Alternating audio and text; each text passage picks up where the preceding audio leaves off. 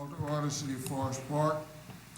Council public hearing, July 18, 2016. The item for public hearing is considered the proposed 2017 tax budget. Your Honor.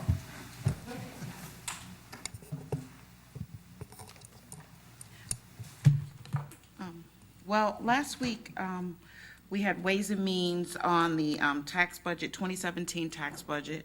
And as presented, the general fund and the fire fund are both in balance. This budget is actually prepared so that we can levy or assess the property tax as needed as a first or beginning steps to preparing the 2017 budget.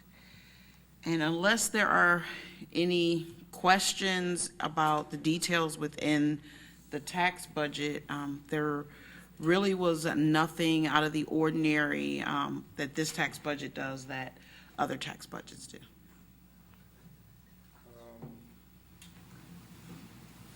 Anybody have any questions for Finance Director on the issue of the budget?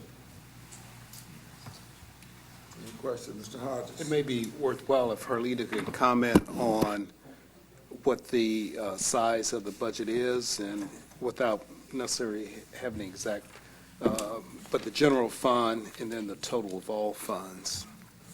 Yes. The general fund has a budget of, anticipated or estimated revenue of about $12 million, $12,170,000. Oh, I'm sorry, no, $11,880,990. Wait a minute, $11,880,990. And expenditure-wise, it is $11,681,792, which means that we have anticipated a profit in the general fund, if you want to call it that, actually a cash carryover anticipation of $199,108. So with $11 million budget, having roughly $200,000 left is pretty much a structurally balanced budget. And for the fire levy fund, we anticipate revenue of $5,641,986, and we anticipate expenditures of $5,644,213. So in that particular fund, there is an expected loss of about $2,227. But that being said, that small of a cash consumption is virtually having it in balance. I am sure during the budget hearings, we'll be able to cut out $2,277 to bring that budget in line. This is just the preliminary look. It is based upon what we discussed with the directors as of the last time we spoke, which was last year during their budget process. So things may shift or change, but even at that particular time, taking the numbers that they have and having general discussions with them as to whether or not they thought there were going to be any extreme changes in revenue or expense, there really isn't anything coming down the pike that we anticipate being drastically different than it was last year. Anything else from anybody else? Hearing none, thank you, ma'am. Okay. Appreciate it. Call to orders, City of Forest Park City Council meeting number 1276, July 18th, 2016. Let us stand for the pledge, please. I Pledge allegiance to the flag of the United States of America and to the republic for which it stands, one nation, under God, indivisible, with liberty and justice for all. Please call the roll. Burns, Collins, Here. Cottle, Herbie, Holt, Here. Johnson, Here. Southall. Here. Is there a motion? Councilwoman Holt. I would like to make a motion to excuse councilpersons Burns, Herbie, and Cottle. Is there a second? I second it. Moved and second that we excuse Councilors Burns, Cottle, and Herbie. Is there any discussion? No discussion. Hearing none, all those in favor of the motion to excuse, let it be known by the sign of voting aye. Aye. Opposed? Those council members are excused. Is there a second motion? Councilwoman Holt. I would also like to make a motion to excuse Clerk of Council Sally Huffman and to appoint Joanna Lee as the acting Clerk of Council.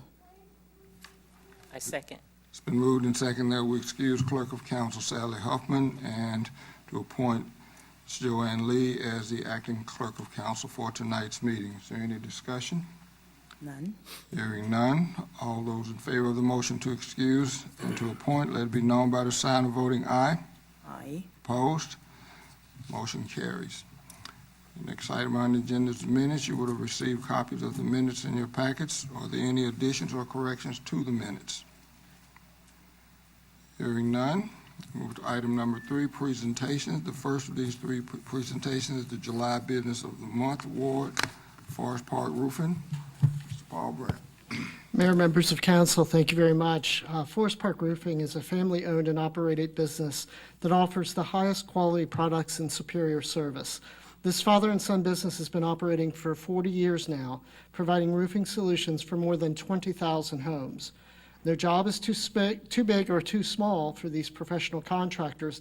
They use the highest quality materials and provide all of their customers with excellent service. Indeed, Forest Park Roofing is a preferred contractor with Owens Corning, and they maintain an A+ accreditation by the Better Business Bureau. The professionals at Forest Park Roofing are committed to doing business with honesty and integrity. They are so confident with both the quality of their services and their products that the company offers guarantees for both. So we encourage residents to learn more about one of the best family-owned and operated roofing companies in Greater Cincinnati. No doubt you will see why they have achieved such a solid reputation with both residential and commercial customers. In short, they do the job right the first time. You can rest assured that your roof, siding, and gutter systems are installed correctly and within budget. In recognition of this hardworking team on their 40th anniversary in business, and we were talking, this may be one of the few roofing companies in Cincinnati that has that length of track record. This is actually the 3rd generation of the family with the company. The City of Forest Park and our Economic Development Commission wanted to recognize Forest Park Roofing as the July 2016 Business of the Month. And accepting the award tonight are company owners Richard McClure and Kendra McClure.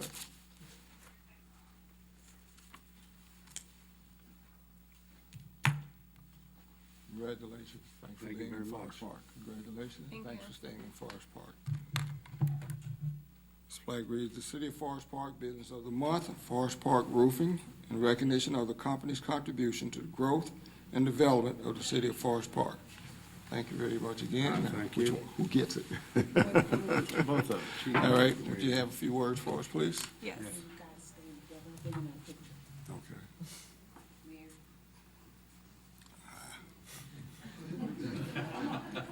Thank you. Thank you. If you would, please. Yeah, thank you very much. 40 years has been great here in Forest Park. I was born and raised here. It was my father's dream, and I look forward every day to continue his dream and keep that going. Thank you.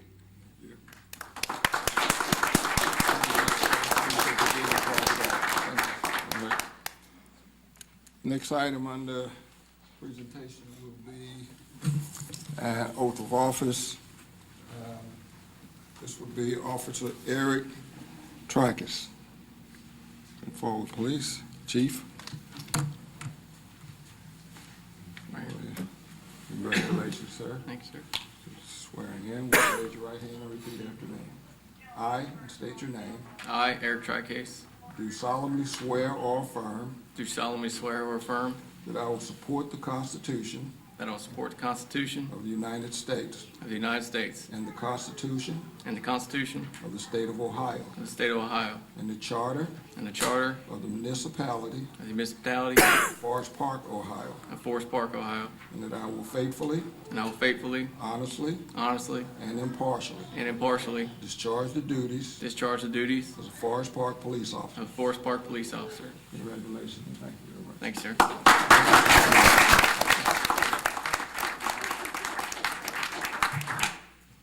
I just want to thank my family for being here, supporting me. They led me to where I am today. I want to thank the chief, giving me the opportunity to work for this department, and my former sergeant here, showing up, giving me support, as well as the other Forest Park officers and City of Forest Park. Looking forward to working here. Thank you.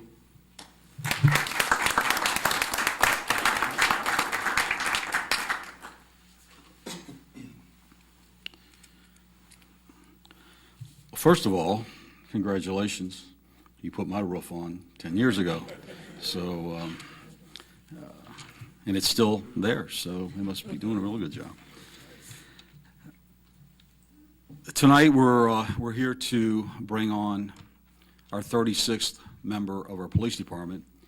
And the last time I was here, I think I said the same thing. So as we bring them on, we're also losing some through retirements and things like that. So we're still trying to get to that level we need to be, but we're happy to welcome Eric into our family and the Forest Park family tonight.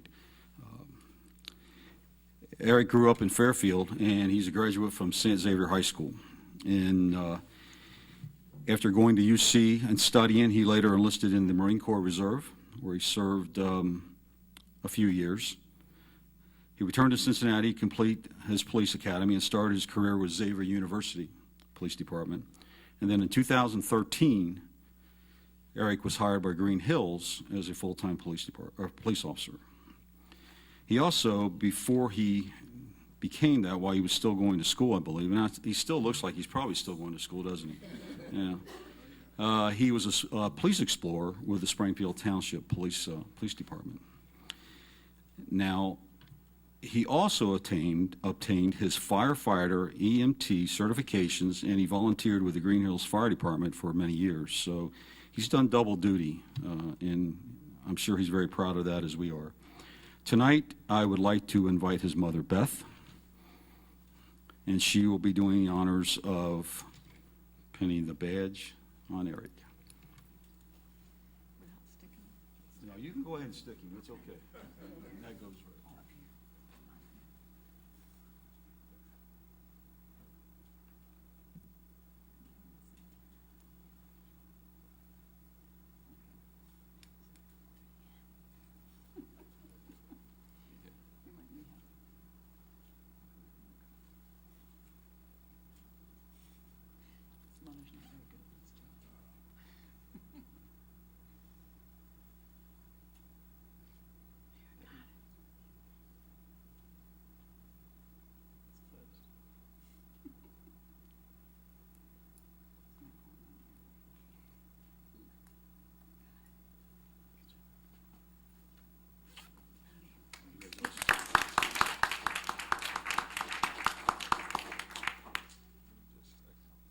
Thank you.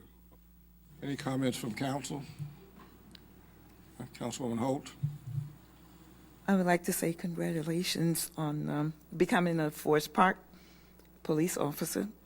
You've joined the best force in the country, and I hope you stick around for a while, at least 20 years. I probably won't be here to see it, but I hope you're here for at least 20. Again, congratulations. Thank you. Anyone else? Councilwoman Collins? Yes, I'd like to say welcome to Forest Park and congratulations. Thank you. Mr. Southall?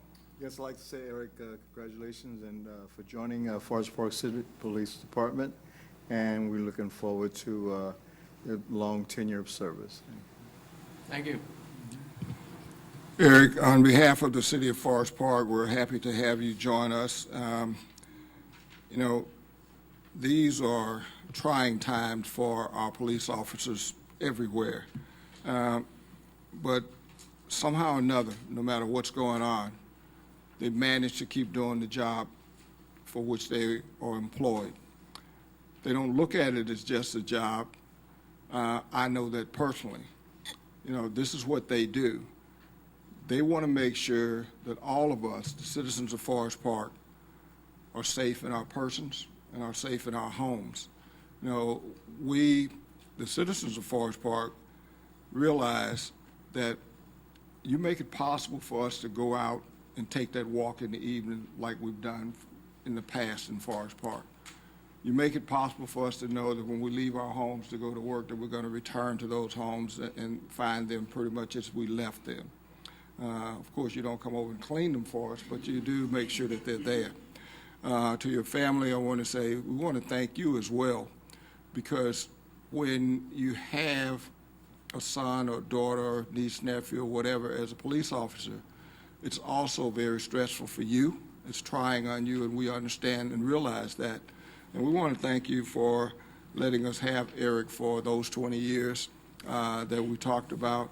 And one of the things that I can assure you that we've done in Forest Park, has been done before I got here and for as long as I've been here.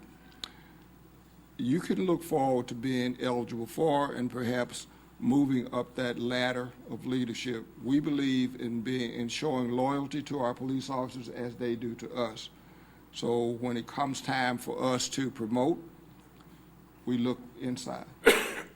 That's how we are. That's what we do. You know, I can't think of any other department anywhere where you could go that you're going to be part of a greater group of people. You know, when I say that, I know you all hear it, but the good thing is when you go out, as I've been in the last several months, when you go out other places, other people recognize that our people are doing what they need to be doing. You know, when questions come up, it's a good feeling to be able to say, oh, we've been doing that all the time. When somebody say, well, why don't the police do this, or why don't they do that? Why don't they train this or train that? Been there, done that. If you want to know how to do the job well, come and look at us. And again, thank you, and thank your family. Congratulations. Thanks, sir.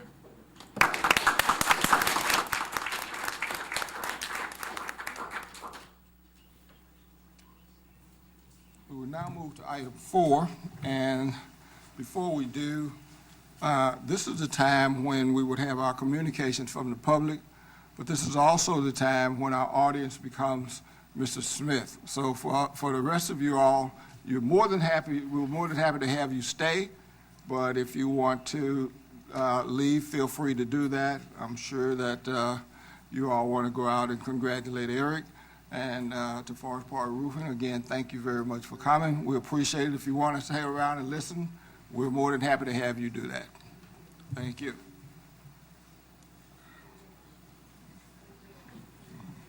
I just want to tell you, you all did my roof too about 22 years. Yeah. Well, I'm not in the house anymore, but I dropped by. Okay.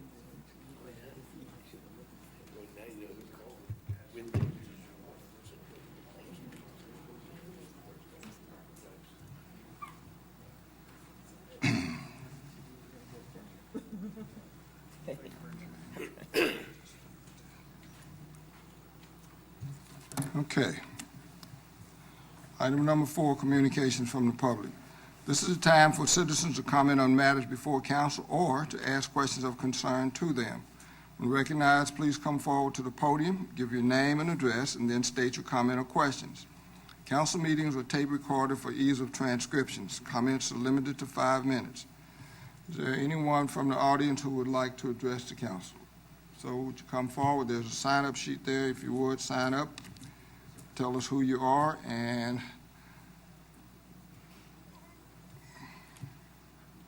well, good evening, everyone. good evening.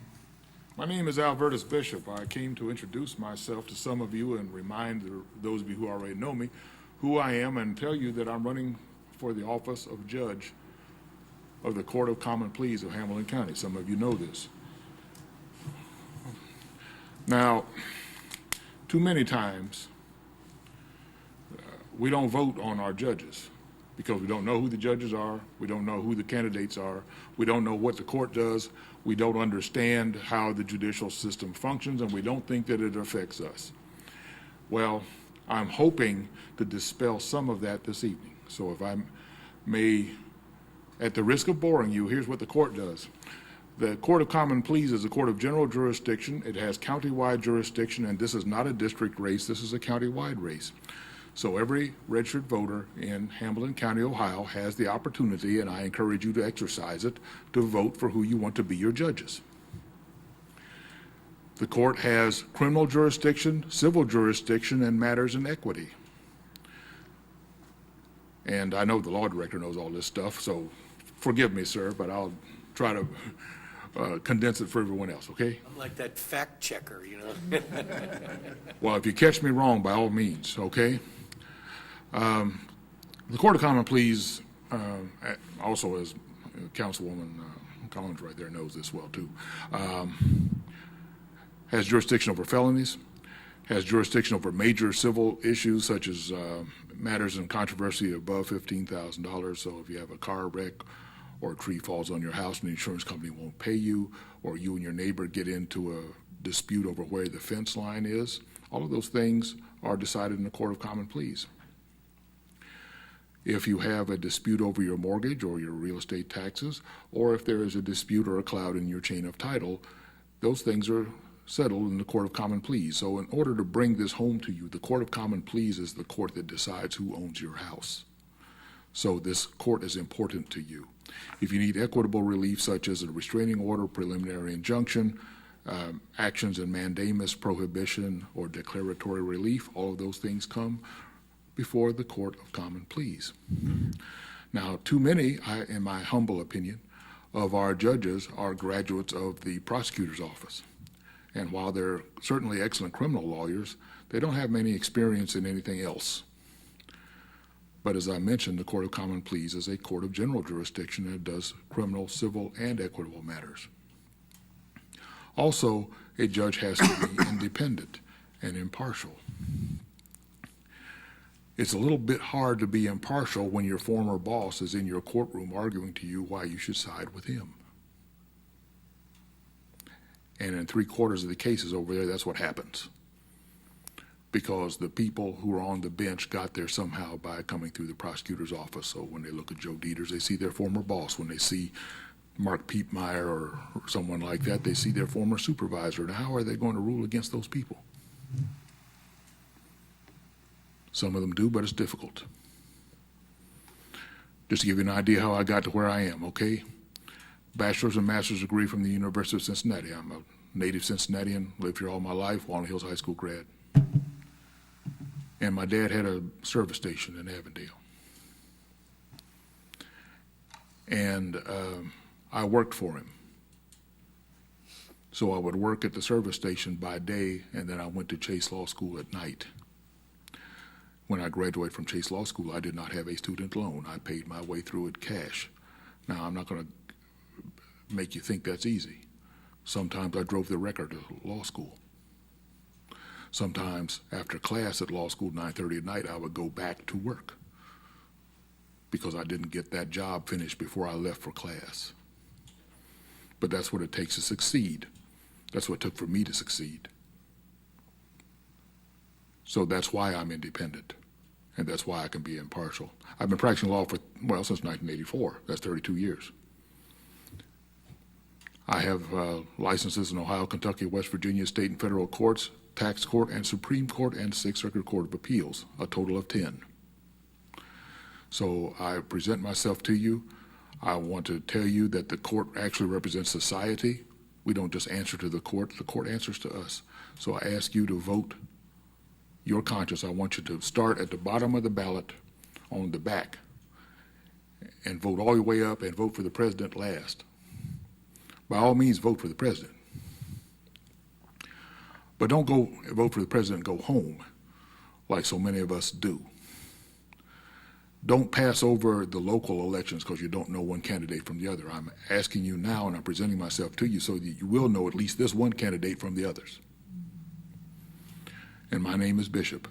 Think of a church. Think of the chessboard. B-I-S-H-O-P. That's me. Thank you very much. Thank you very much, sir. Yeah. Thank you.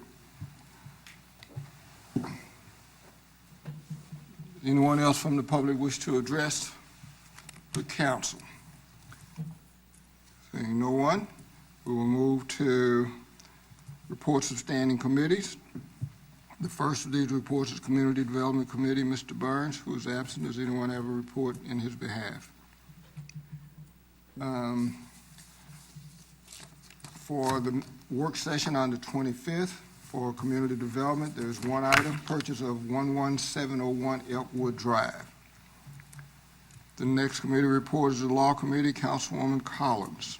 I have no report at this time. Any questions for Councilwoman Collins? Hearing none, Councilwoman Collins, I have two items on the agenda for the work session for you. The first one is supplement to the Code of Ordinances book, and the second one is legislation prohibiting car racing on private properties. Both of these items will be on the agenda for discussion at the work session. Do you have any to add? No, I do not. Next committee report is Human Resources Committee, Councilwoman Holt. And you don't have a report tonight, thank you. Any questions for Councilwoman Holt? Hearing none, Councilwoman Holt, I have no items on the agenda for you. Do you have any to add? No, I do not. Thank you. Next committee report is Public Improvement and Facilities Committee, Mr. Southall. Thank you, Mr. Mayor. I do not have a report for public improvement and facilities tonight. Any questions for Mr. Southall? Hearing none. Mr. Southall, I do not have any items for you for the agenda for Monday, the 25th. The next report is Public Safety Committee, Councilwoman Cottle, who's absent. Does anyone have a report in her stead? And there are no items on the agenda for the work session for Councilwoman Cottle. Next report is Ways and Means Committee, Councilwoman Herbie, who's also absent. Is there anyone to report from Ways and Means in her stead? I would only say that we heard the report in the public hearing regarding the budget, the proposed 2017 tax budget that will be an action item at tonight's meeting. For the work session on the 25th, on the Ways and Means, we have debt legislation, redevelopment project, Civic Center Plaza, and third one is redevelopment project, North Point Shopping Center. The final standing committee report is Intergovernmental Relations and Communications. That's my report. I have no report for that committee, and there are no items on the agenda for that. Move to item number 6, the mayor's report.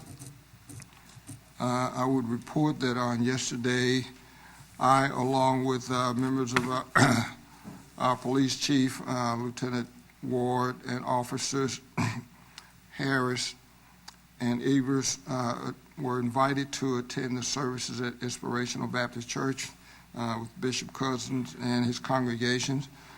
We were very glad to have received that invitation from them. It was a very nice service, and it was one of those steps, small steps in the opportunities, rather, that we had to explain to members of our community what we do as a city, what our police department does, and how it's done. This is basically a follow-up on a seminar that was done early in the year that was conducted by Lieutenant Ward and other police officers. Bishop Cousins and some of his leadership people had attended that seminar. That will conclude my report. I will be happy to answer any questions if there are any. Hearing none, we move to item number 7, the city manager's report. Mr. Hodges.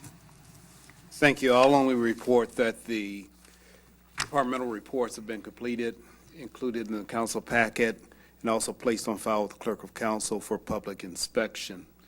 That would conclude my report, but I would respond to any questions if there are any. Any questions for Mr. Hodges? Hearing none, thank you, sir. Next item on the agenda, item 8, is other reports. The first of those being the law director, Mr. Wyckoff. Thank you, Mr. Mayor. I have nothing to report tonight, but I would answer any questions that you might have. Any questions for the law director? Hearing none, thank you, Mr. Wyckoff. Take care of that cold, John. Next report will be Clerk of Council, Ms. Lee. Yes, I'd like to report that ordinance number 10-2016 and resolution numbers 23-2016 and 24-2016 were posted as required in the report. Thank you. Any questions for Clerk of Council? Hearing none, thank you, Ms. Lee. Item number 9, is there a motion before item number 9, Mrs. Councilwoman Holt? Yes, I move to suspend the rules requiring the reading of the legislation on 2 separate occasions and to read resolutions number 25-2016 by title only. Is there a second? I second. Motion to suspend the rules requiring the reading in full and to read by title only resolutions number 25-2016. Is there any discussion? Hearing none, would the clerk please call the roll on the motion to suspend? Collins, Yes. Holt, Yes. Johnson, Yes. Southall. Yes. The motion to suspend passes 4-0. So we go to item A under new business, resolution number 25-2016. Would the clerk please read that resolution by title only? Resolution number 25-2016, adopting tax budget for 2017 and submitting same to the Hamilton County Auditor. Is there a motion, Councilwoman? I move for adoption of resolution number 25-2016. Is there a second? Second. It's been moved and seconded that we adopt resolution number 25-2016. Is there a discussion, Councilwoman Holt? Yes, as you all know, we have to submit to the county the city's tax budget, which is basically our draft budget for 2017. At this point, we roll over to the next budget year of our adopted multi-year budget. I'm having problems seeing here.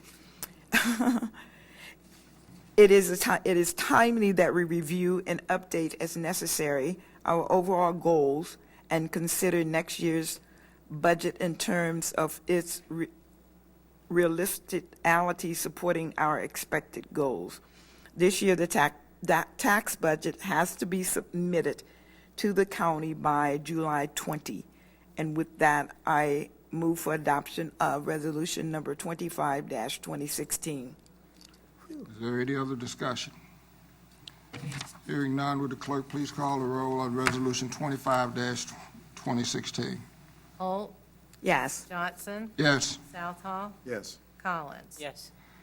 Resolution 25-2016 passes 4-0. The next item on the agenda would be a motion. Councilwoman Holt. I would like to make a motion to receive the general fund summary report as contained in the departmental reports. Is there a second? A second. It's been moved and seconded that we receive the general fund summary report as contained in the departmental report. Is there any discussion on the motion? None. Hearing none, all those in favor of the motion, let it be known by the sign of voting aye. Aye. Opposed? The motion to receive the general fund summary report passes 4-0, passes unanimously. Is there any other business to come before the body? Is there any other business to come before the body? Any other business? Hearing none, we are adjourned.